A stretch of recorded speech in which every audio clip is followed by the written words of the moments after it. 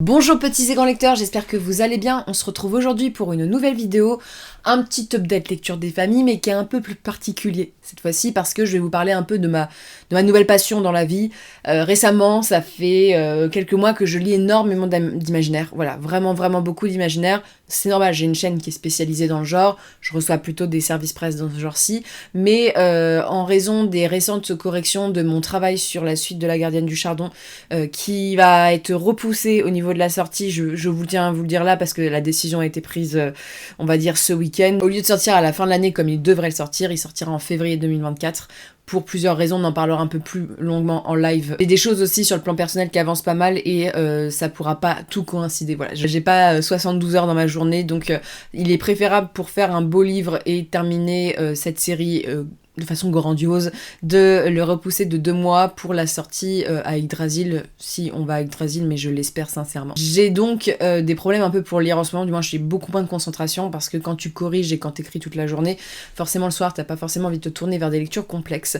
Et j'avais envie un peu de lire des choses plus simple pour moi, en essayant de tenter un genre qui me donnait extrêmement envie, parce que c'est un genre que je consomme beaucoup de manière cinématographique depuis que je suis enfant, parce que voilà, j'ai grandi là-dedans, mais j'adore tout ce qui est cozy mystery, donc tout ce qui est un peu Barnabouille, donc Barnaby, Agatha Raisin, toutes ces séries anglaises où on va suivre des crimes dans des petits villages pittoresques anglais où la moitié du village décède avant la fin de l'épisode, mais j'adore ça. Voilà, c'est mon côté vieille âme, c'est mon côté petite mamie qui s'assume. Chose, je voulais simplement vous rappeler qu'on sera en dédicace à 2 endroits différents ce week-end. Donc samedi 30, Émilie sera à Cholet, au Cultura de Cholet, pour dédicacer ces 2 livres, mais aussi vous pourrez retrouver les autres livres des Trois Nornes si vous en avez envie. Voilà, si vous êtes dans l'Ouest et que vous êtes de passage. Et en parallèle, l'autrice de La Forêt aux Fleurs d'Or et moi-même, on sera au Renard Doré à Paris, qui est une célèbre librairie pour la dédicace de La Forêt aux Fleurs d'Or. Pareil, normalement, vous devrez retrouver les autres ouvrages des Trois Nornes si vous en avez envie. Le petit bémol, on va dire, de ce samedi, c'est que malheureusement l'illustratrice ne pourra pas être parmi nous. Voilà, elle a un problème de santé qui l'empêche d'être là parmi nous pour cet événement. Ce n'est que partie remise. Voilà, on va organiser d'autres dédicaces avec Rosane Grosjean, mais voilà, ça ne pouvait pas se faire malheureusement. Je l'ai appris à Hypermonde et j'en suis la première déçue pour le coup, mais ça sera pour une nouvelle fois. Mais si vous avez envie de vous faire dédicacer le livre, vous avez envie de vous acheter La Forêt aux Fleurs d'Or ou simplement de le voir et de vous prendre votre décision, n'hésitez pas à passer dire bonjour à Paris. Voilà, si vous êtes parisien ou dans la région, ça nous fera extrêmement plaisir pour le coup. Et sur ce, je voulais aussi vous annoncer les dates de dédicace, si Freya me permet de le faire. Au mois d'octobre, il n'y a qu'une date pour l'instant, donc à Rouen, je suis en train de voir pour que l'autrice de La Forêt aux Fleurs d'Or ait une autre dédicace en banlieue parisienne. Ensuite, au mois de novembre et décembre, c'est un peu plus chargé. Il faut savoir qu'au mois de décembre, normalement, il y aura encore une autre date, le week-end juste avant Noël, d'un autre marché de Noël, je pense. Et sur ce, on commence. Alors, aujourd'hui, Fréfré, laisses-tu... on a l'impression que j'ai une moustache, là. On va entendre que toi au micro, hein, je te le dis. Je vous présente Tarot de K.D. Edwards, donc c'est le tome 2 Pendu. J'avais pas été tellement convaincue par le tome 1 qui me posait des vrais problèmes éthiques sur certaines questions, mais je me laisse toujours un peu une seconde chance aux séries. Celui-ci, je me suis dit, il y a une bonne base, c'est assez original, ça peut être cool, j'ai envie de lire ce tome 2, et surtout, vous m'avez dit que le tome 2 a causé grands émois pour le public américain. Savoir que c'est là que je me dis que j'ai vraiment pas les goûts comme beaucoup de gens, mais personnellement j'ai trouvé ce livre bien mieux que le tome 1. Ça parle de quoi, Tarot? On parle de ça? Oui, mon cœur. Alors Freya est actuellement sur mes genoux parce qu'on s'est pas vu depuis 4 jours et que c'est très long. On est donc ici sur l'histoire de l'Atlantide. Voilà, il y a eu des Atlantes qui ont été découverts par les humains, ça s'est très mal passé, guerre, pam boum boum, explosion, bref, les Atlantes chassés, et ces derniers vont devoir s'exiler vers une île qui est située à côté des États-Unis, bâtir par la magie un pays où Atlantes et créatures vivent en pseudo-paix, voilà. On va suivre Rune Saint-John, qui est l'héritier de l'ancien grand maître, on va dire, de ce pays, qui est donc l'héritier de la cour du soleil. Et l'histoire dans ce tome-ci débute vraiment, parce qu'on est sur un tome 1 qui te présentait une histoire qui n'était pas vraiment une histoire. Où l'histoire de ce texte, c'est donc Rune qui va se retrouver chargée de la protection de Max, qui est l'héritier, on va dire, de la cour des amoureux. Voilà, il a loué un pacte et il doit le protéger pendant 3 ans parce qu'il faut qu'il protège jusqu'à sa majorité. Et ça va pas très très bien se passer parce que beaucoup de gens veulent posséder au sens propre Max et ça va créer des petits problèmes. Faut savoir que dans le tome 1, c'est annoncé comme étant l'histoire du livre et en fait dans le tome 1, on part sur totalement une autre histoire. Donc là, c'est la vraie histoire du livre, donc ce qui fait que j'étais un peu moins frustrée que dans le tome 1. Alors c'est un ouvrage qui est un peu difficile à conseiller parce que la thématique est très difficile, c'est-à-dire que on va parler de prunier, hein, voilà, ça va faire le lien avec la vidéo de la semaine dernière, d'hommes d'un certain âge qui aiment les enfants, voilà, un peu beaucoup trop, et ici le pendu c'est le grand méchant de cette histoire, c'est-à-dire que le pendu a signé un contrat de mariage avec les ancêtres de Max pour épouser Max, sauf que Max a 17 ans, et que Rune va tout faire pour l'en empêcher, et que, bizarrement, les prétendants du pendu disparaissent, hein, c'est toujours des jeunes hommes, voilà, des jeunes victimes, et c'est vrai que ce bouquin, moi je l'ai beaucoup plus aimé que le premier, prétexte de parler, on va dire, de plein de créatures différentes, de folklore assez divers et variés, pas toujours mis en avant. Les personnages sont plutôt agréables, même si, à mon sens, il y a un gros souci de crédibilité qui est toujours dans ce cas-ci, c'est-à-dire que, un peu moins quand même que dans le tome 1, mais Rune a 35 ans, et il se comporte comme un gamin de 18, donc ça va pas du tout. L'humour est très lourd et pâteau, très américain, et moi j'accroche pas du tout, c'est pas du tout fin, c'est pas du tout drôle, c'est très beau, ça tourne beaucoup autour du cul, voilà, et t'es en mode... ça, voilà, c'est un peu dépassé. Et c'est vrai que le tome 1 était un peu bizarre. Ce roman tourne beaucoup sur les agressions faites sur les mineurs. Et voilà, je vous laisserai découvrir le livre si ça vous intéresse, mais c'est un gros point, donc il faut pas avoir de problème avec ça. Mais dans le tome 1, il y avait une ambiguïté entre les personnages, du genre le personnage de 17 ans qui voulait absolument... être avec le mec de 35 ans. C'était très très bizarre. Voilà, il y avait plusieurs trucs où j'étais très mal à l'aise dans la façon dont c'était fait. Et dans ce tome 2, bah ça va pas... Comment dire, c'est mieux parce que les personnages principaux sont plutôt sains. Donc t'es en mode... Ok, bon d'accord, mais c'est surtout que t'as l'impression que l'auteur a pris un peu en note qu'il n'allait pas dans son tome 1 pour le corriger.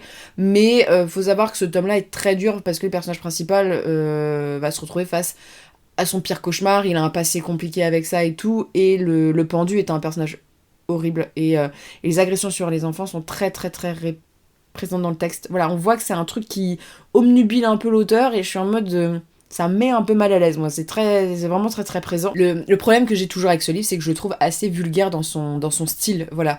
Il y a beaucoup de vocabulaire qu'on dit vulgaire, les personnages sont très clichés et pas trop approfondis.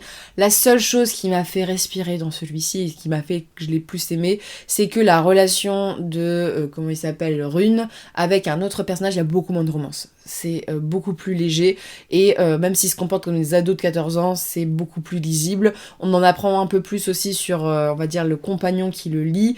Il y a des grosses ficelles narratives où je suis persuadée dans le tome 3 que les grosses révélations, je les ai depuis le tome 1. Mais il en reste qu'en fait, c'est un peu dommage parce que l'univers est très chouette. Même quand j'ai commencé le début, il rentre dans une maison qui est l'ancienne cour en fait du roi Soleil. Et c'est vraiment chouette. Il y a des très bonnes idées, mais l'histoire est très simpliste dans ce que ça raconte, hein. C'est-à-dire que c'est quand même le prince héritier qui a été chassé du trône, qui a subi le pire, qui va se venger de ses agresseurs, et en plus revenir sur le trône et rallier tout le monde et devenir hyper puissant, hyper badass, hein. Voilà, ça c'est vraiment, on peut pas faire plus simpliste comme histoire, mais c'est bête parce que l'univers est cool, mais le reste est pas travaillé. Voilà, on a des révélations intéressantes qui font que t'as envie de savoir comment ça va se finir, même s'il y a un tome 4 qui doit sortir, donc ça c'est un peu moins chouette, mais c'est bizarre que Bragelonne les ait publiés aussitôt les uns après les autres s'il y a 4 tomes. Voilà, mais j'aimerais bien qu'il y ait 3 tomes pour que ça se finisse, pour qu'on ait une histoire complète, savoir un peu comment les personnages avancent. Ça se lit très vite, le livre est très sympa au niveau esthétique, je crois que c'est Xavier Colette qui fait les couverture, même si c'est pas le travail que je préfère de Xavier Colette, sincèrement, c'est j'étais un peu étonnée que ça soit, quand j'ai vu les illustrations, que ça soit lui. J'ai pas du tout reconnu son style. Mais je pense que ça peut plaire à des gens qui veulent qui aiment bien l'urban fantasy, les univers qui changent. C'est un récit qui est très LGBT friendly et tout ça. C'est bien d'être ouvert d'esprit et tout. C'est encore mieux de faire des bonnes histoires. Voilà, c'est pas parce que c'est ouvert d'esprit que je vais être plus sympathique avec le livre, hein, parce que là, sincèrement, les romances, elles sont clichés. Ça serait avec des couples, on va dire, hétérosexuels. Les gens se diraient qu'est-ce que c'est que ça, quoi. J'ai passé un bon moment de lecture. J'ai été plutôt surprise par la richesse de l'univers, les personnages qui évoluent assez, l'auteur qui s'améliore sur les questions problématiques, le fait qu'ici on dénonce beaucoup les agressions faites aux enfants, il y a un vrai message beaucoup plus clair que dans le tome 1, et que on a l'annonce en fait de la révélation, on va dire, du tome 3 et de ce que ça va avancer et tout, même si c'est hyper simpliste. Hein. Pour les amateurs d'imaginaire, vous avez lu cette histoire des centaines et des centaines de fois, sincèrement. Mais je pense qu'en fait, ce bouquin a été pensé pour les ados. Voilà. Mais l'histoire et le vocabulaire est beaucoup trop glauque pour que ça s'adresse à des ados. C'est plutôt à des gens qui commencent l'imaginaire, sincèrement, et qui aiment l'urban fantasy. Je pense que ça peut plaire. C'est pas trop ma cup of tea, comme on peut dire. Et ça fait bien le lien avec la seconde partie de la vidéo. Alors, en Cozy Mystery, j'ai continué la série Agatha Raisin. Donc, j'ai lu le tome 2 et le tome 3. Tome 2 qui se nomme Remède de cheval. Et le tome 3 qui se nomme Jardinière au pot, quelque chose comme ça. Je les ai prêtés à ma famille. Tout le monde est en train de lire actuellement Agatha Raisin. Voilà, j'ai converti mes fidèles. C'est l'histoire d'une londonienne d'une cinquantenaire qui décide de prendre sa retraite anticipée de son entreprise parce que voilà, elle est riche et elle peut se le permettre, donc qui peut la blâmer pour ça, on serait les premiers à le faire, et qui décide de partir dans les Cotswolds pour vivre sa retraite anticipée, sauf que là-bas, elle s'ennuie assez ferme et va se retrouver toujours mêlée à des petits crimes, et notamment va tomber extrêmement amoureuse de son voisin, Monsieur Lacey. Je vous parle de la romance parce qu'elle est assez présente, et je dois le dire tout de suite, c'est ce qui me plaît le moins dans Agatha Raisin. A priori, ça s'améliore avec le temps, mais le côté jeune fille en fleurs qui aime son voisin, ça m'agace un peu et c'est assez redondant. C'était notamment assez redondant dans le tome 2, ça a été beaucoup mieux dans le tome 3 parce qu'Agatha fait un peu, pas une croix, mais voilà, elle évolue et a priori ça va dans le bon sens là-dessus.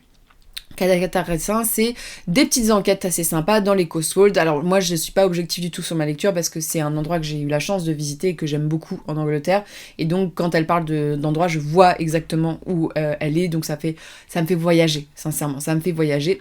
Et donc on va suivre cette petite Agatha qui va se confronter au nouveau vétérinaire du village, voilà, qui va s'installer et qui n'a pas l'air d'aimer autant les animaux que ça, et dont on va retrouver le corps décédé, notamment suite à une piqûre d'adrénaline, et donc elle va être liée avec Monsieur Lacey à cette histoire parce que tous les deux ont des petits liens avec le personnage et vont essayer de savoir ce qui s'est passé. Et dans le 3e tome, Jardinière au pot, il y a une nouvelle femme très charmante qui débarque dans le village d'Agatha, qui séduit grandement Monsieur Lacey et qui est une jardinière hors pair, et celle-ci va voir les choses d'un très mauvais œil. Agatha Raisin, c'est pas de la grande littérature, ça n'a jamais prétendu l'être, voilà, c'est de l'humour anglais. Moi j'accroche énormément, c'est-à-dire que vraiment dans le tome 2 et dans le tome 3, mais j'ai une scène dans le tome 2 où je suis partie mais en fou rire, et même dans, voilà, j'ai vu des gens le lire autour de moi, du genre vraiment des rires parfois aux éclats, mais il y a une scène où ils arrivent là où il y a eu lieu du crime, donc là où le vétérinaire a été assassiné, on pense que c'est un suicide au début, et elle rencontre l'espèce de châtelain du domaine où c'est, et Agatha, c'est une femme qui est décrite comme un petit ours aux yeux bruns, du genre voilà, un peu trapu et tout. C'est totalement un personnage très très différent de moi. Donc c'est pour ça qu'elle me fait rire, parce que c'est vraiment des personnages très caricaturaux et assez critiques, même si on voit qu'il s'épaissit et se nuance au fur et à mesure. Mais elle arrive et le mec le prend pour une défenseuse d'antichasse et veut la chasser de son château. Et donc voilà, Monsieur Lacey est là pour essayer de sauver la situation. Et elle se fait passer un peu pour les membres de Children for Free, qui est une association assez connue en Angleterre, c'est l'équivalent un petit peu des pièges jaunes chez nous, et le mec lui rétorque je suis pas intéressé, il y a déjà assez d'enfants sur Terre. Voilà, et donc c'est très cinglant, Agatha Raisin, c'est très cinglant, ça a aussi beaucoup de questions, on va dire, un peu sociétales, parce qu'au-delà de l'humour et tout, par exemple dans le tome 3, on va parler du racisme dans le texte, parce que Agatha, je trouvais qu'il y avait des moments, ça avait pas forcément très très bien vieilli. En fait, je me suis rendu compte que Agatha Raisin, c'est pas là pour être consensuelle et faire plaisir à tout le monde. Par exemple, Elle va clairement dire dans le 3 qu'elle rencontre un personnage qui est extrêmement raciste, alors qu'elle-même, des fois, elle a des biais qui le sont, je trouve, un petit peu. Mais je trouvais que c'était assez nuancé dans la façon dont ça l'était. Voilà, et ça te soulève toujours des problèmes de société. Les enquêtes sont assez sympas, mais tu suis plus pour l'humour. Agatha Raisin, c'est vraiment de l'humour avec de l'enquête, et dans les Cotswolds, donc voilà, avec la charmante petite campagne anglaise. Voilà, on m'a dit que ça s'est soufflé au fur et à mesure des tomes, mais moi, j'accroche beaucoup à l'univers. Le simple reproche, c'est que les tomes sont beaucoup trop courts, que les enquêtes, parfois, les réponses sont un peu tirées par les cheveux, voilà. Mais surtout, c'est la romance avec Monsieur Lacey, et a priori, il y a un autre personnage qui va venir au fur et à mesure dans le texte, mais c'est un peu lourd, et c'est vrai que c'est un roman que j'aime bien parce que ça se développe au fur et à mesure, on commence à connaître ce petit village. En fait, j'ai l'impression de voir un épisode de Barnaby, moi, quand je lis ça. Donc je suis très très contente pour ça. Et j'ai, sur vos conseils, acheté en occasion, quand je suis allée à Paris, 2 intégrales de séries. Donc c'est la série, alors il faut que je les prenne dans le bon ordre, Les Détectives du Yorkshire, donc je les ai enchaînés, hein, voilà, je ne fais jamais dans la demi-mesure, de Julia Chapman. Donc je crois que c'est une série qui n'était pas terminée, contrairement à Agatha Raisin, dont l'autrice est décédée, donc de toute manière il y a une fin. Les Détectives du Yorkshire, c'est beaucoup moins humoristique, c'est très sympa. Même si le premier reproche que je fais, et je suis assez d'accord avec une de mes abonnées, voilà, que en fait l'histoire elle est tellement étirer l'histoire principale qu'on se lasse un peu parce que ça n'avance pas. Il y a beaucoup trop d'histoires secondaires, et on n'avance vraiment pas sur les nœuds narratifs, donc ça fait un sentiment de longueur, et c'est étiré, on n'avance pas, et t'es en mode les gars, c'est bien de faire des histoires, de développer des choses, mais c'est bien aussi d'avancer sur le rythme du livre, et il y a un problème de rythme, voilà, c'est assez lent, et ça c'est un peu dommage, c'est un peu dommageable, c'est vraiment le sentiment que j'ai sur ce titre. Les Détectives du Yorkshire, c'est un roman qui se situe dans le Yorkshire, donc ces petites collines vallonnées. On va suivre ces Samson qui... alors une vie un peu particulière, il a vécu dans le village dans lequel il retourne, il s'est disputé énormément avec son père quelques années auparavant, hein, quand il était jeune homme.